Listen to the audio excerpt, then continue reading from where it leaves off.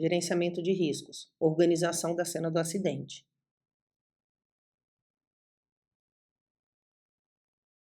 Objetivos. 1. Reconhecer as ameaças presentes na cena que comprometem a organização dos procedimentos operacionais. E 2. Conhecer as formas de mitigação dessas ameaças. A referência desse material está no Boletim de Informação Técnico Profissional número 2 de 2019. Primeiramente, vamos conceituar gerenciamento de riscos. É a fase em que são executadas ações sobre ameaças e vulnerabilidades, ou ambas, para tornar o risco aceitável e operação segura. Tem como objetivo principal a estabilização da cena. O Boletim de Informação Técnico Profissional, ele apresenta para a gente 10 principais ameaças que são encontradas em um acidente automobilístico. São elas: curiosos, tráfego de veículos, incêndio, vazamento de combustível, eletricidade, sistemas de segurança do veículo, produtos perigosos, ferragens e vidros, instabilidade do veículo e sistemas alternativos de energia. Para a organização da cena do acidente, temos que gerenciar a ameaça número 1 e número 2. Para cada risco e ameaça que o boletim técnico enumera, existe uma maneira, uma forma de mitigação do risco. No caso dos curiosos, a gente tem o isolamento e no caso do tráfego de veículos, a gente tem a sinalização. O isolamento, ele serve para controle e restrição de espaço e a sinalização para controle e restrição do tráfego de veículos.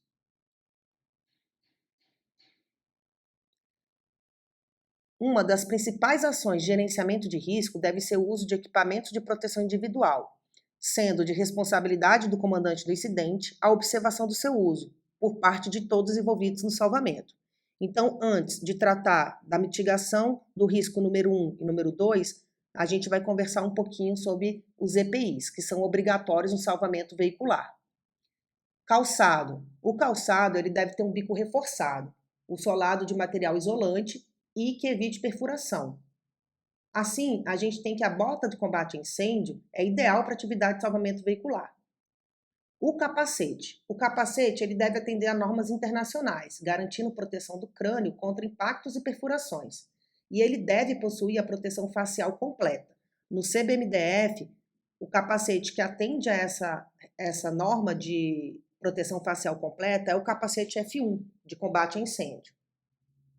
A gente também pode utilizar o capacete F2, que não tem visor facial, desde que haja condição de atuar em segurança, com o emprego dos óculos de proteção.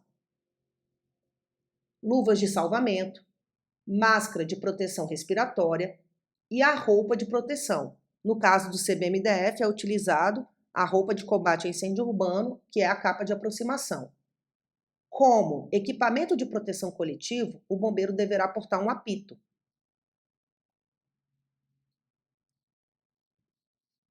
O primeiro risco que a gente vai aprender a gerenciar, na verdade, conhecer a forma de gerenciamento, é a ameaça aí dos curiosos. Observem na imagem que antes mesmo da guarnição de socorro chegar, a gente já tem bastante, né, tem bastante pessoas aí na cena aí da colisão ônibus versus carro. Como foi dito anteriormente, a forma de gerenciar os curiosos é realizando o isolamento. O isolamento é o estabelecimento de perímetros de segurança e visa o controle e a restrição de espaços. Ele é comum a todos os incidentes. Então, seja um incidente de salvamento veicular ou de resgate em poço, a gente vai ter aí o isolamento como forma de organização da cena.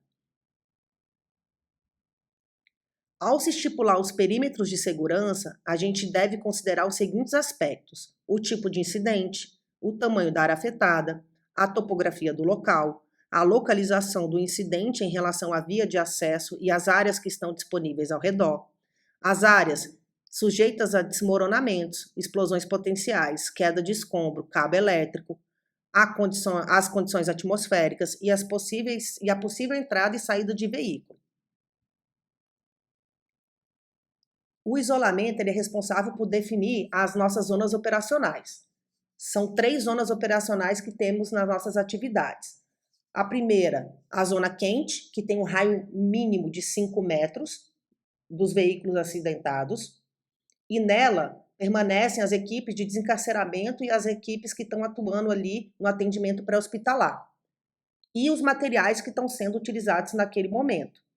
Depois da zona quente, temos a zona morna, com um raio mínimo de 5 metros, e é isolada com o uso de materiais. Como exemplo aí, tem a fita zebrada ao lado, fitas, cordas, cones, etc. Nessa zona, permanece o palco de material, área de descarte, o poder operacional e o posto de comando. Após a zona morna, temos a definição da zona fria, com um raio mínimo de 5 metros. Nessa zona ficam as viaturas de apoio e os recursos não emergenciais. Exemplo aí, viaturas da Neoenergia, da Polícia Rodoviária Federal, do Detran. O controle dessa área, da área fria, da zona fria, ela é realizado pela polícia e ela é proibida para curioso. Ou seja, não existe local definido para os curiosos estarem. Eles devem estar além da zona fria. A zona quente ela é isolada virtualmente e a zona morna ela é isolada com uso de material. A zona fria ela é preferencialmente isolada por meio físico. Temos aí o desenho para a gente entender como é que funcionam essas três zonas. O círculo vermelho é a zona quente, onde ficam os bombeiros atuantes. Ela é isolada virtualmente. O círculo amarelo, a zona morna, onde fica a área de descarte, o palco de material, a área de concentração de vítima, o poder operacional, né, as viaturas ali, o R, a BT, a BSL e o comandante do incidente. O círculo azul é a zona fria, que ela é isolada preferencialmente por meios físicos e é de responsabilidade da polícia. Vai ficar ali as viaturas de apoio. Na delimitação dessas zonas, temos que levar em consideração aí a via de acesso e fuga da ocorrência. Mais um desenho para a gente visualizar como é que funcionam essas zonas diante de um acidente.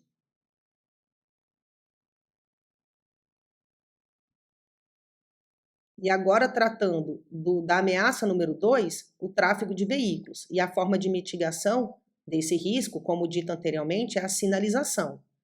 A sinalização tem como objetivo informar a ocorrência de algum fator adverso, controlando e orientando o tráfego de veículos. Então, se a gente está dirigindo o nosso carro na rua e já vê ali um cone, um giroflex, a gente já mantém uma atenção, porque a gente sabe que ele está informando ali algum fator adverso que aconteceu à frente.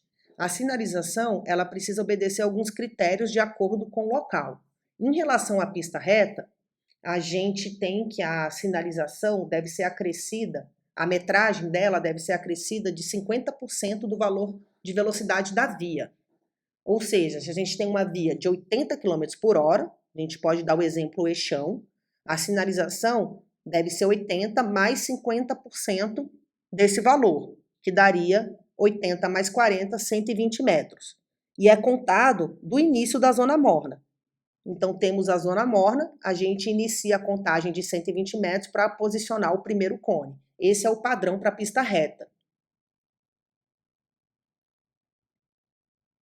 Aí tem uma tabela com correspondência da velocidade da via e a distância de sinalização em metro. E vale lembrar que para pistas de aclive, com aclive ou declive, pistas sinuosas, a sinalização deve ser conforme a necessidade e ela pode ultrapassar a recomendada para a pista reta. Fica a critério do comandante do incidente, levando em consideração os outros aspectos, como clima, se está chovendo ou não, se está de noite ou não, para gerenciar essa sinalização.